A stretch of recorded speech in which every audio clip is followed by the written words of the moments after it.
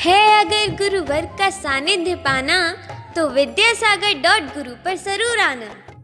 हरि गुरुवर श्री ज्ञान सागर मुनि महाराज की जय। संत शिरोमणि आचार्य गुरुवर श्री विद्यासागर महामुनि राज की, मुनि सत्संग की। बहुत दूर रखा गया था, समय बचाने की अपेक्षा से भी आगे का कार्यक्रम भी संपन्न हो, इस दृष्टि से इसको यहाँ पर प्रातःकालीन और दोनों वक्त के रखे गए हैं। रविवार के दिन एक विकल्प है, जैसी जनता होगी तो उसके ऊपर आधारित है। आज तत्वार सूत्र का प्रथम अध्याय संक्षेप से आपके सामने आया है। उसमें वैसे प्रत्येक सूत्र गंभीर है, लेकिन फिर भी इसमें नयों का और प्रमाणों का जो विवेचन हुआ है वह बहुत ही महत्वपूर्ण है। नए यद्यपि है, लेकिन अपने आप में वह प्रमाण नहीं है।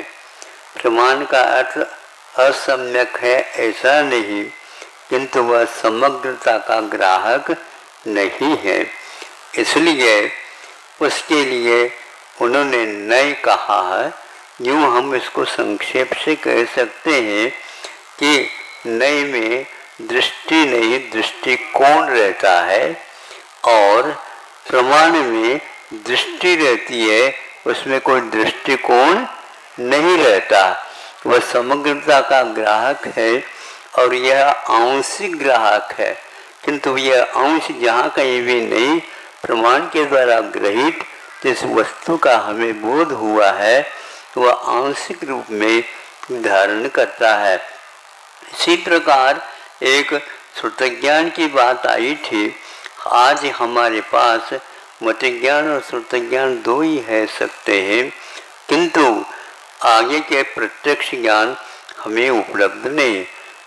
इस मत ज्ञान के बारे में जो बात कही गई है वह बहुत महत्वपूर्ण है। ये मति स्मृति संज्ञा चिंता अभिनवोध, ये जो 4-5 भेद किए, वैसे इसके उत्तरोत्तर भेद 336 भी, और विषयों की अपेक्षा से इसको कोई संख्या गिनने में नहीं आई, ऐसे भेद हो सकते हैं।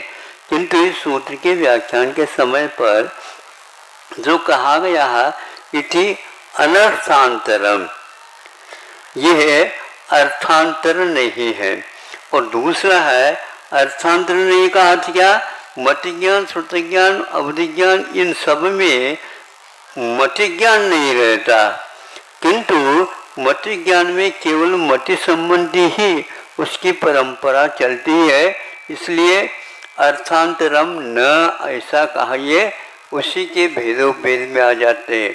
अथवा इसको हम श्रुतज्ञान नहीं कह सकते, क्योंकि श्रुतज्ञान अर्थांतर में आ जाता है। अर्थांतर का अर्थ क्या? मतज्ञान का जो विषय है उसके आधार पर उसे होता तो है, लेकिन मतज्ञान का जो विषय उसमें नहीं रहता है। जैसे गीली जमीन सुबह सुबह आपने देख ली, तो वो आपने पूछा भैया गीली क्यों हो गई है?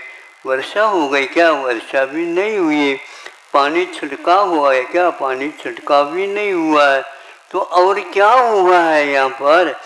तो वह तीसरी वस्तु का बोध करा देता है।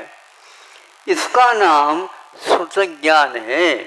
इसको विवेक के लिए, संबोधन के लिए, रोना इत्यादि में आवाज़ तो कोई सुनता है, लेकिन पहचानने वाला जो होता है वो कहता है ये आवाज़ मेरे लिए है।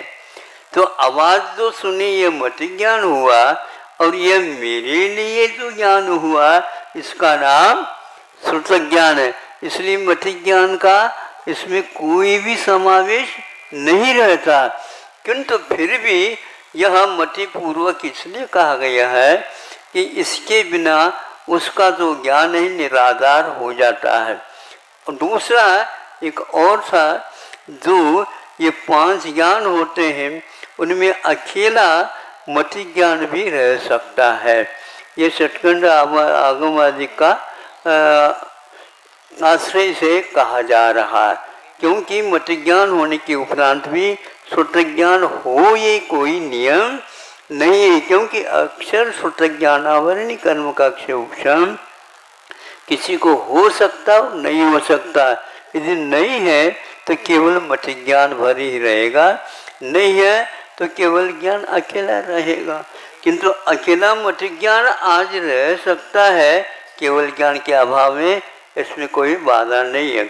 इसलिए एक स्थान पर स्पष्टीकरण दिया गया है, सम्यक दृष्टि के पास श्रुत ज्ञानावरणी कर्म का अक्षय उपशम हो ये नियम नहीं है, किंतु फिर भी वह ज्ञान सम्यक माना जाता है, ये तात्पर्य है। आप लोगों ने बहुत अच्छे ढंग से रुचिपूर्वक सुना है, किंतु इसको पचाना भी है। अहिंसा परमो धर्म।